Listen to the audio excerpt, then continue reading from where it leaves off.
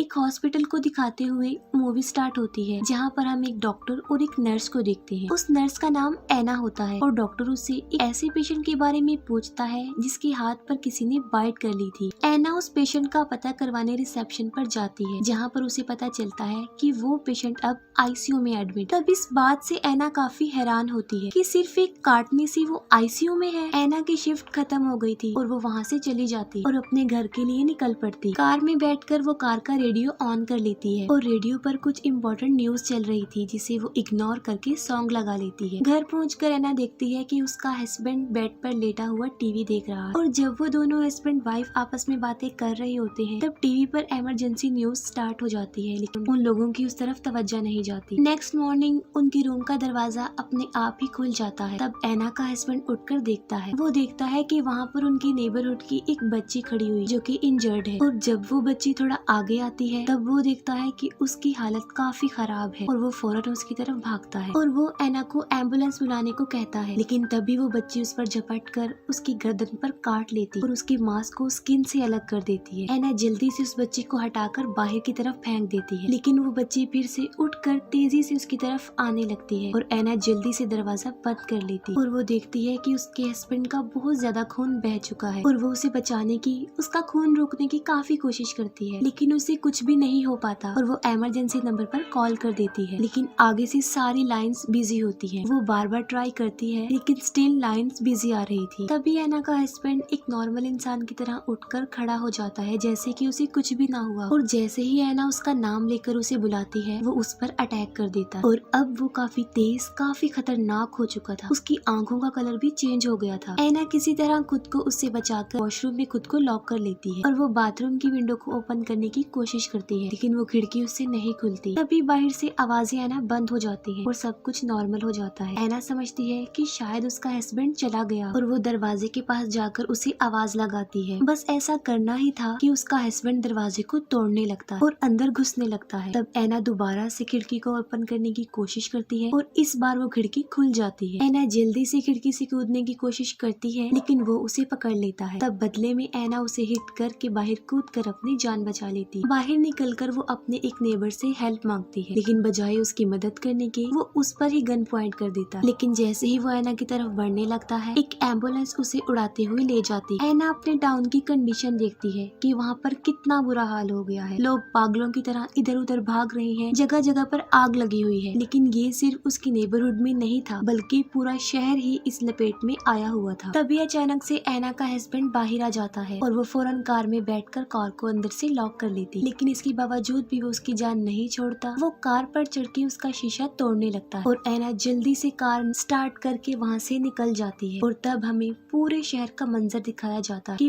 पूरे शहर में तबाही मच रही, पूरा सिटी डिस्ट्रॉय हो गया। एना जो कुछ देख रही थी उसे उस पर समझ नहीं आ रहा था कि ये क्या हो रहा है, लोग क्यों बुरी तरह एक दूसरे को काट रहे हैं। और तभी एक आदमी आकर एना से कार स्नैच करने की कोशिश करता है और एना जल्दी से रेस को प्रेस कर देती है और उसकी गाड़ी मेन रोड से उतरकर क्रैश हो जाती है और एक ट्री में जाकर लगती है, जिससे एना बेहोश हो जाती है। जब एना को होश आती है तो वो कार से बाहर आती है। कार से बाहर आकर एक पुलिस ऑफिसर जिसका नाम केनेथ होता है वो उसे गन पॉइंट कर देता है और उसे कुछ बोलने के लिए कहता है, ताकि उसे ये पता चल सके कि वो इंसान है या ज़ॉम्बी, क्योंकि ज़ॉम्बी बोलते नहीं है। जिस पर एना प्लीज कहकर इस बात का सबूत देती है कि वो एक इंसान। और जब पुलिस ऑफिसर को इस बात का यकीन आ जाता है कि वो एक इंसान है, वो आगे बढ़ जाता है और एना भी उसके पीछे पीछे चलने लगती है, क्योंकि ऑब्वियसली वो एक पुलिस ऑफिसर के साथ सिक्योर रहेगी। अभी वो थोड़ी दूरी पर ही पहुंचते हैं कि सामने से उन पर कोई गोली चला देता है और वहाँ पर 3 लोग होते हैं, जिनमें एक लड़के का नाम होता है माइकल, दूसरे का होता है एंड्रयू और उनके साथ उसकी वाइफ भी होती है। उन बॉयज में एक लड़का एंड्रयू ने कहता है कि उन लोगों ने उन्हें ज़ॉम्बी समझकर उन पर गोली चलाई। तब वो पुलिस ऑफिसर केनेथ आगे बढ़ता है, क्योंकि उसे एक जगह जिसका नाम फोर्ट पेस्टर होता है वहाँ पर जाना था, क्योंकि उसका भाई भी वहीं पर था, लेकिन वो लोग उसे वहाँ जाने के लिए मना कर देते हैं, ये कहते हुए कि उन लोगों ने भी वहाँ जाने की कोशिश की थी और इस कोशिश में वो लोग 8 से 3 रह गए हैं। वो बताते हैं कि अब वो मॉल जा रहे हैं। तब केनेथ और एना भी उन्हें ज्वाइन करते हैं और वो भी उनके साथ मॉल जाते हैं। पूरा मॉल लॉक था, इसलिए वो पिछले दरवाजे का लॉक तोड़ने लगते हैं और इसी दौरान कुछ ज़ॉम्बीज उन्हें देख लेते हैं और तेजी से उनकी तरफ आने लगते हैं। तब केनेथ और एंड्रयू उन ज़ॉम्बीज को कवर करने की कोशिश करते हैं, लेकिन अभी तक डोर ओपन नहीं होता और उसका लॉक नहीं टूटता। केनेथ कैनेथ उस लॉक को शूट करके उसे तोड़ देता है और वो सब अंदर आकर दरवाजे को बंद कर लेते हैं। अंदर आने के बाद वो पूरे फ्लोर को चेक करते हैं। माइकल को एक स्टोर रूम से किसी की आवाज सुनाई देती है और जब वो डोर ओपन करता है तब वो देखता है कि वहाँ पर एक सिक्योरिटी गार्ड जो कि अब ज़ॉम्बी बन चुका है किसी को खा रहा है। और जब वो ज़ॉम्बी गार्ड माइकल को देखता है तब वो उस पर अटैक कर देता है और उसका शोर बाकी लोग भी सुन लेते हैं। तभी पीछे से आकर एक ज़ॉम्बी एंड्री की वाइफ को पकड़ लेता है और कैनेथ उसे बचाने की कोशिश करता है, लेकिन इस कोशिश में उसे खुद भी चोट लग जाती है। अंदर माइकल किसी तरह उस ज़ॉम्बी को मार के अपनी जान बचा लेता है और दूसरी तरफ एना उस ज़ॉम्बी पर शॉटगन चला देती है जो उसके सर पर लगकर गुजर जाती है, जिसकी वजह से वो ज़ॉम्बी तड़पने लगता है। सही मौका मिलने पर वो सब लिफ्ट की तरफ भागते हैं और ऊपर वाले फ्लोर पर पहुंच जाते हैं, लेकिन वहाँ पर 3 सिक्योरिटी गार्ड्स और भी थे जिन्होंने उस फ्लोर पर अपना कब्जा किया हुआ था और वो उन लोगों को वापस नीचे वाले फ्लोर पर जाने का कहते, लेकिन नीचे वाला फ्लोर उन लोगों के लिए सिक्योर नहीं था, इसीलिए वो हरगिज वहाँ जाना नहीं चाहते थे। इवेंचुअली वो गार्ड्स उन लोगों को उस फ्लोर पर अपने साथ रखने के लिए एग्री हो जाते हैं, लेकिन उनकी हेल्प करने के लिए नहीं बल्कि उन्हें प्रिजनर्स बनाकर, और वो उनसे उनकी गन्स भी छीन लेते हैं। अंदर जाकर एना कैनेथ के जख्म की पट्टी करती है और एंड्री देखता है कि उसकी वाइफ को एक ज़ॉम्बी ने काट लिया, लेकिन वो इस बात को हाइड रखता है और किसी से शेयर नहीं करता। वो लोग टीवी देखते हैं और उन्हें न्यूज पर उन ज़ॉम्बीज के बारे में ये इन्फॉर्मेशन मिलती है कि ये ज़ॉम्बी सिर्फ सर में गोली मारने से ही मरते हैं। और मिलिट्री ऑफिसर बताता है कि फोर्ट पेस्टर जहाँ पर कैनेथ ने जाना था ये वही प्लेस थी और वो अभी तक सेफ है। अगर कोई सर्वाइवर यहाँ आना चाहता है तो वो यहाँ आ सकता है। वो सिक्योरिटी गार्ड्स ग्राउंड फ्लोर पर जाते हैं ताकि ज़ॉम्बीज से लड़ सके और वो ज़ॉम्बी जो पानी में तड़प रहा होता है वो उस पर वो बात आजमाते हैं कि उन्हें सर पर मारने से ही वो मरते हैं और वो ज़ॉम्बी को शूट कर देते हैं। और बाकी लोग छत पर सिग्नल यानी SOS लिखते हैं ताकि हेलीकॉप्टर्स यहाँ पर आए और उनकी हेल्प कर सके। मॉल के सामने वाले फ्लोर पर एक सर्वाइवर होता है जो वहाँ पर अकेला था। फिर हम देखते हैं कि मॉल के आसपास बहुत सारे ज़ॉम्बीज जमा हो रहे हैं। रात को सिक्योरिटी गार्ड सीजे उन सब लोगों को एक कंपार्टमेंट में बंद कर देता है ताकि वो कोई ऐसी वैसी हरकत ना कर सके। नेक्स्ट मॉर्निंग एक सिक्योरिटी गार्ड सिक्योरिटी रूम में जाता है तब वो CCTV फुटेज में देखता है कि एक ट्रक उस मॉल यानी उनकी तरफ तेजी से आ रहा है और सब लोग उस ट्रक में बैठे हुए सर्वाइवर्स को बचाना चाहते थे, लेकिन सिक्योरिटी गार्ड सीजे जिसे सिर्फ अपनी जान प्यारी थी और वो उन्हें बचाना नहीं चाहता था। तब दूसरा सिक्योरिटी गार्ड उसकी इस बात पर एग्री नहीं करता तो वो उसे भी मारने की धमकी देता। इसी बहस के दौरान मौका मिलते ही वो सब उनसे उनके हथियार छीन कर अब उन्हें प्रिजनर्स बना लेते हैं और फिर वो ट्रक वाले लोगों को बचाने जाते हैं और उन लोगों को पिछले डोर पर आने का सिग्नल देते हैं। ड्राइवर ट्रक को बैक करके दरवाजे पर ट्रक लगा देता है। तब माइकल और एंड्री उन्हें बचाने के लिए बाहर आते हैं और एक कपल पहले ही ट्रक पर चढ़कर खुद को सेव कर लेता है, लेकिन वो कहते हैं कि ट्रक के अंदर भी 6 लोग हैं। अब सारे ज़ॉम्बीज उनकी तरफ बढ़ने लगते हैं और वो दोनों उनका मुकाबला करते हैं, उन्हें मारते हैं, लेकिन वो ज़ॉम्बीज तादाद में बहुत ज्यादा थे। तब वो जल्दी से भागकर दरवाजे को लॉक कर लेते और वो लोग उन ट्रक में बैठे सारे सर्वाइवर्स को बचा लेते हैं और वो टोटल 8 लोग। अब क्योंकि उनके पास ट्रक भी था तो कैनेथ फोर्ट पेस्टर के लिए जाने लगता है, इस पर एक सर्वाइवर उसे ये कहकर मना कर देता है कि फोर्ट पेस्टर पूरी तरह डिस्ट्रॉय हो गया, अब वहाँ पर कोई भी जिंदा नहीं बचा। लेकिन कैनेथ उसकी बात नहीं मानता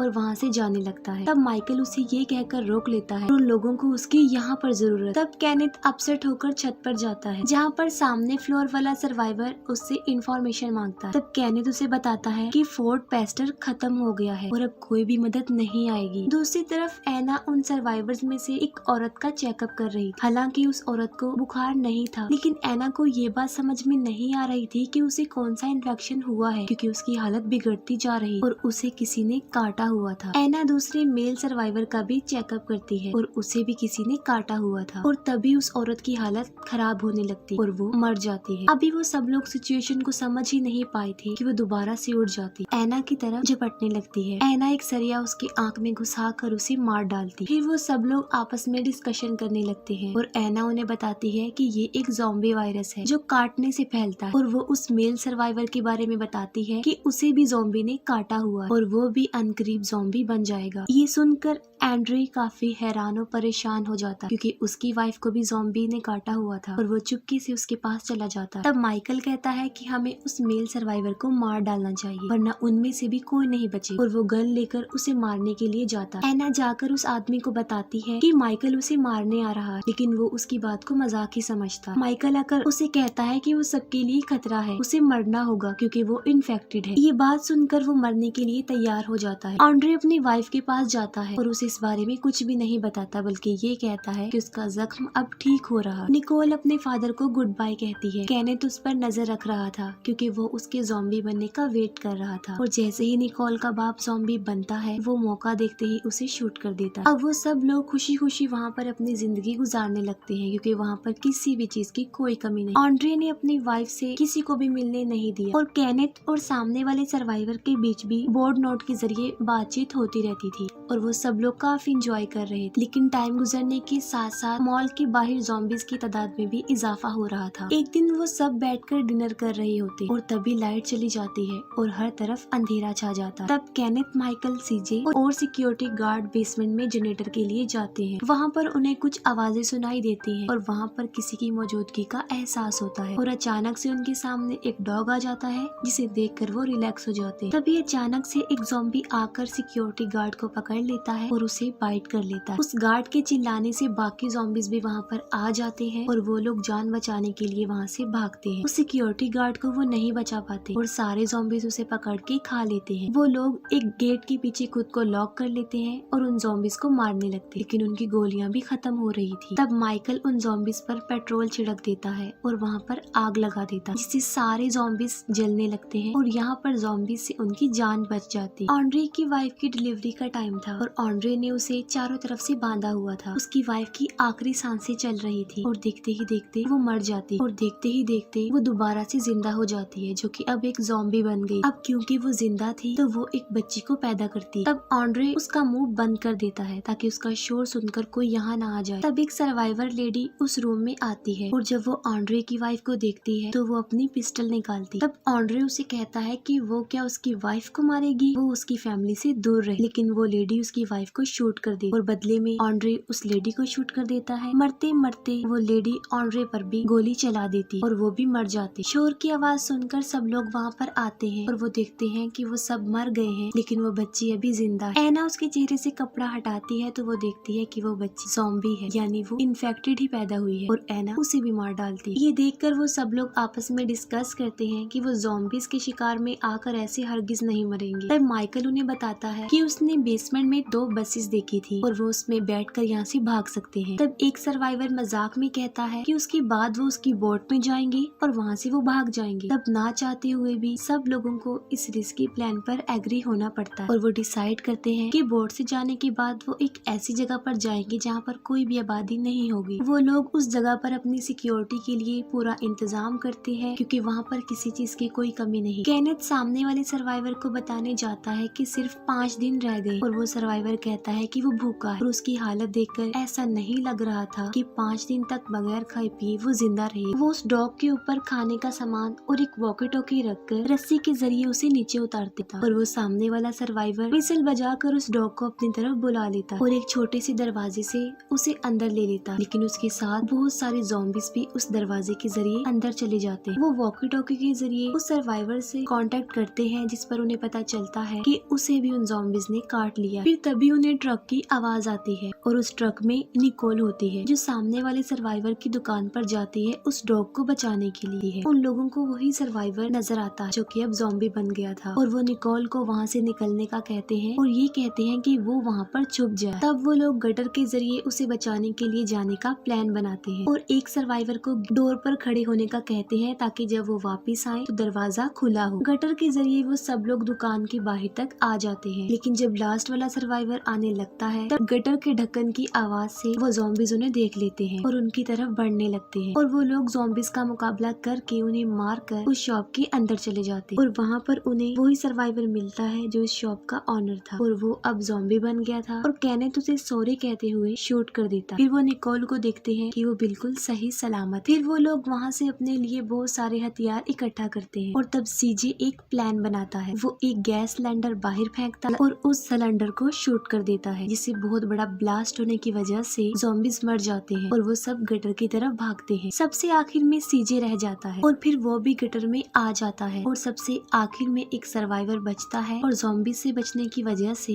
वो गटर में जा गिरता है, जिससे उसकी टांग टूट जाती है। सीजे उसे बचाने की कोशिश करता है लेकिन नहीं बचा पाता और वहाँ पर बहुत सारे ज़ॉम्बीज आ जाते हैं। वो सब लोग किसी तरह दरवाजे पर आ जाते हैं और देखते हैं कि वहाँ पर वो सर्वाइवर नहीं है जिसे वो छोड़कर गए थे और दरवाजा भी लॉक्ड है। और तभी वहाँ पर ज़ॉम्बीज भी आ जाते हैं जो तादाद में काफी ज्यादा थे और अब वो समझ गए थे कि उनकी मौत उनके सामने। तभी ऐना आकर वहाँ पर दरवाजा खोल देती है और वो सब लिफ्ट की तरफ भागते हैं और बेसमेंट में चले जाते हैं और फिर वो लोग जल्दी से बसेस में बैठकर वहाँ से बाहर निकलने लगते हैं। बाहर लाखों की तादाद में ज़ॉम्बीज थे जो उन्हें चारों तरफ से घेर लेते। वो लोग उन ज़ॉम्बीज के बीच में फंस चुके थे। ज़ॉम्बीज उनकी बसेस को पलटने लगते हैं और वो उन्हें मारने लगते हैं गोलियों से और चेंसों से। तभी सीजे एक गैस सिलेंडर जलाकर ज़ॉम्बीज की तरफ फेंकता है और मौका मिलने पर बिल्कुल ठीक वक्त पर वो उस सिलेंडर को शूट कर देता है और बहुत बड़ा ब्लास्ट होने की वजह से काफी ज़ॉम्बीज मर जाते हैं और उनका रास्ता साफ हो जाता है और वो लोग वहाँ से निकल जाते हैं। केनेथ देखता है कि उनकी बस के पीछे एक ज़ॉम्बी लटका हुआ है। तब एक सर्वाइवर उसे मारने के लिए चेनसो को स्टार्ट करता है। अब मोड़ आ गया था और केनेथ को बस को मोड़ना था, जिसकी वजह से उस सर्वाइवर का बैलेंस खराब हो जाता है और वो सीधा जाकर एक मेल एक फीमेल सर्वाइवर के ऊपर गिरता है और चेनसो की वजह से वो कट जाती है और वो आदमी खुद भी कट जाता है और उनकी बस भी